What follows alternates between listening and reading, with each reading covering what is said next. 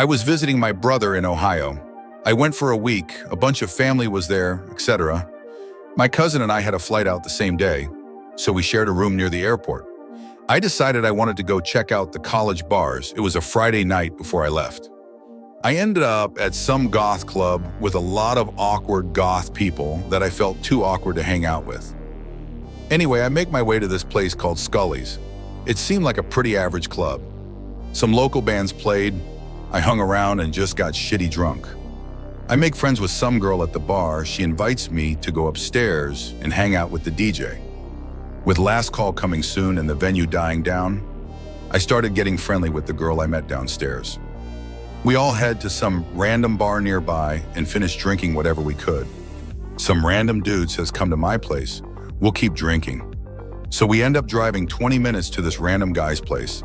The girl I met at Scully's friend is driving. We are completely all trashed at this point.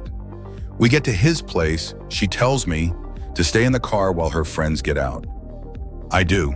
We start making out and getting hot in the back of her friend's car. After a bit of drunken slobbering all over each other, she starts to give me more. I lean back in the glory of it all, but after about 30 seconds, she stops bobbing. "Everything okay down there?" No response. I move the hair from her face. She is dead asleep with my snake in her mouth. I start nudging her. She wakes up, moves her mouth from my snake with a string of spit from her mouth. "I'm sorry, I'm just so drunk." She starts back at it. Few minutes later, she stops moving again. I now lean back and start figuring out how the fuck to get back to my hotel. That is, until a cop knocks on the window. I look at him in amazement as I start to remember there's a fucking passed out drunk girl with my now limp snake in her mouth. He opens the door, pulls me out, and asks me what the fuck I'm doing.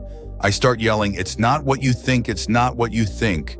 The girl hops out and says, No, I'm sorry, I fell asleep.